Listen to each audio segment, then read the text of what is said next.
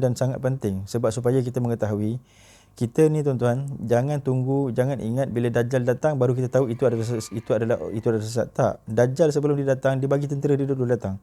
Itu sebabnya bila kita berdoa di dalam doa akhir tahun tu, doa akhir tahun dan awal tahun tu kan dia kata supaya kita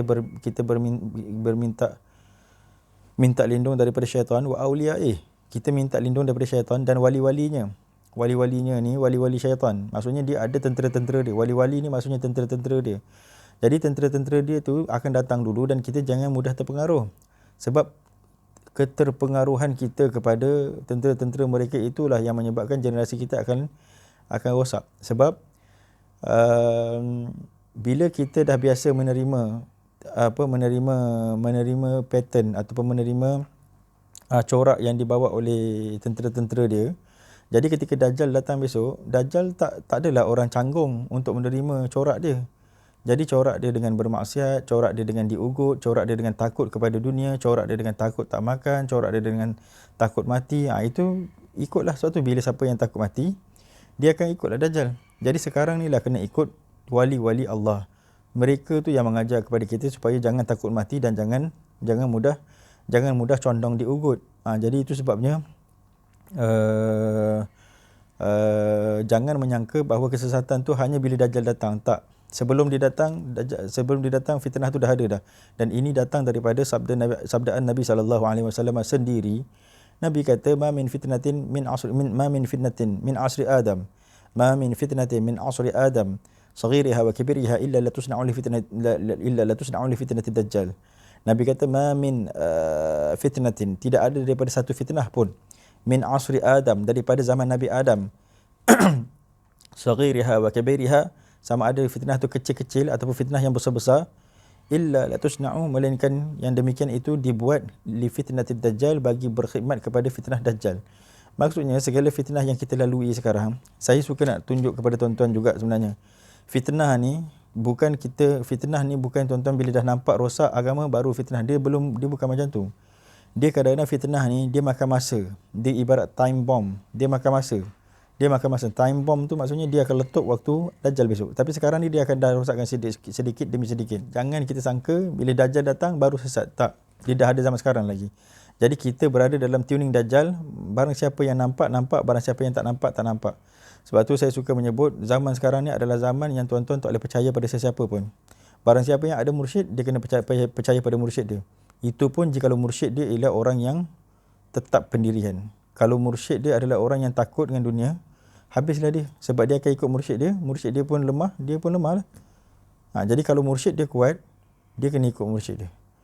Barulah dia dapat satu orang je yang dia boleh percaya, iaitu orang yang Nabi sebut sebagai al-ulama warathatul anbiya. Zaman sekarang ni kita tak boleh percaya semua. Semua orang kita tak boleh percaya. Hatta orang yang rapat dengan kita pun kita tak boleh percaya, dan mereka akan menghasut kita. Jadi kita hanya percaya kepada orang-orang Allah. Orang-orang Allah ni ialah daripada kalangan ulama, tetapi ulama rasikhin. Sebab ulama pun akhir zaman ni Nabi kata ulama'uhum syarru man tahta adimis sama' min 'indihim takhrujul fitnah wa fihim ta'ud. Nabi kata ulama pada zaman ni syarru man tahta adimis sama', sejahat-jahat makhluk yang berada di bawah kolong bumi, kolong langit. Yang berada di bawah payungan langit, makhluk yang paling jahat ialah ulama. Min 'indihim takhrujul fitnah, daripada mereka lah keluar fitnah. Maksudnya mereka lah yang mengajak orang kepada bermudah-mudah dengan agama. Min 'indihim takhrujul fitnah wa fihim ta'ud, dan kepada mereka lah fitnah tu akan kembali. Balasan tu akan kembali kepada mereka. Jadi itu saya sebutkan sekali lagi ya. Jangan kita rasa bila Dajjal datang baru sesat. Tak, kesesatan tu ada pada zaman Nabi Adam lagi.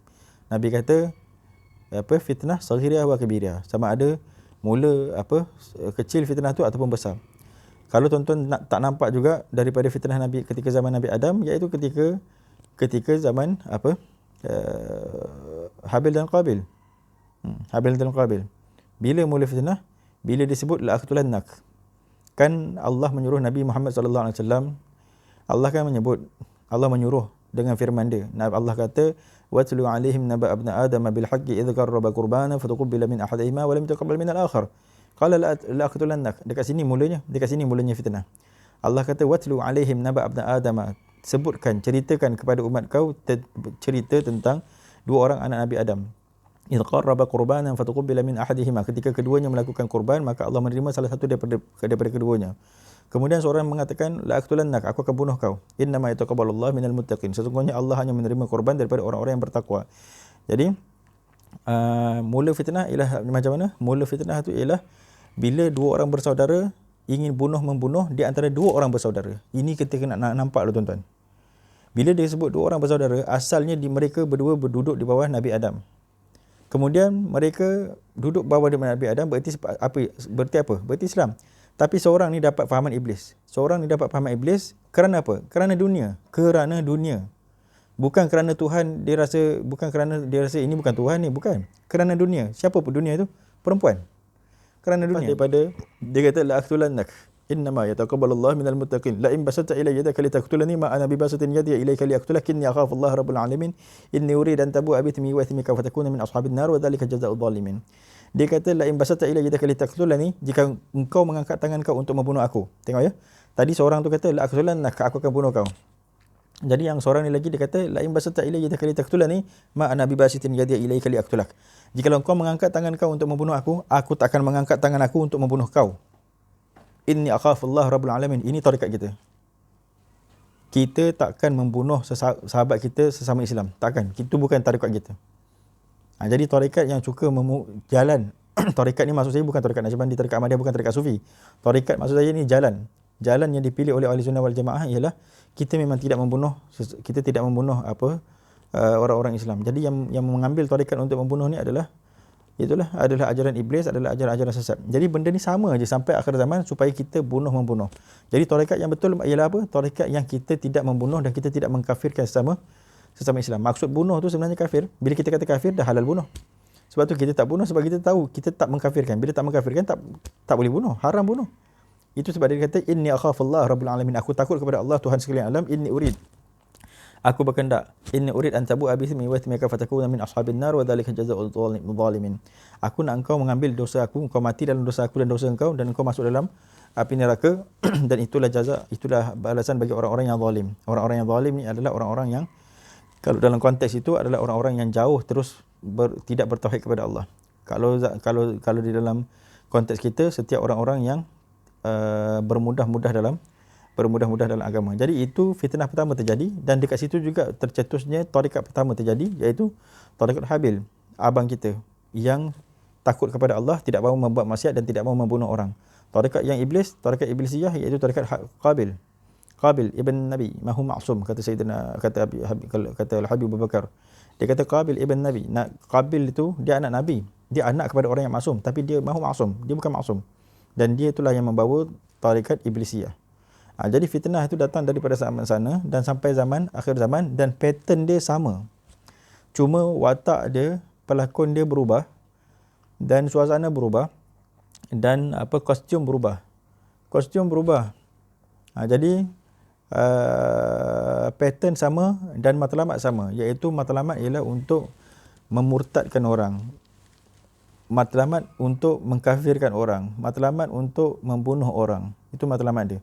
Dan maksud murtad tadi itu adalah supaya setiap anak Adam ini kekal dalam neraka dengan fitnah-fitnah yang berlaku. Itu sebabnya tuan-tuan saya katakan sekarang, bila kita mengetahui zaman ni adalah zaman fitnah, maka jangan bermudah-mudah percaya kepada semua yang tuan-tuan dengar daripada berita, daripada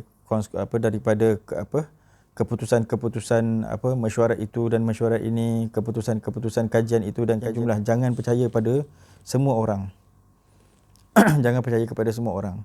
Tuan-tuan zaman sekarang ni tak boleh percaya melainkan kepada ulama rasikhin. Itu saya katakan tadi, ulama pula terbagi dua. Jadi ulama yang boleh dipercayai adalah ulama rasikhin. Yang demikian itu adalah rezeki. Siapa yang ada guru yang rasikh, dia selamat. Siapa yang ada guru yang longgar, dia tak selamat. Sebab tempat pegangan umat ini zaman adalah guru mereka. Dengan syarat guru dia tu ialah guru yang sebenar-benar guru lah. Bukan guru yang pergi dapat gelaran guru kemudian mengajar, tetapi tidak ada pengisian, tidak ditempa, tidak mengetahui apa-apa. Tapi dia tu tasadur sebagai guru. Biar dia tu guru yang sudah dilatih, yang sudah difitnah, yang sudah tahan banting orang kata. Tahan difitnah, dia tahu dah gerak-gerak fitnah ni.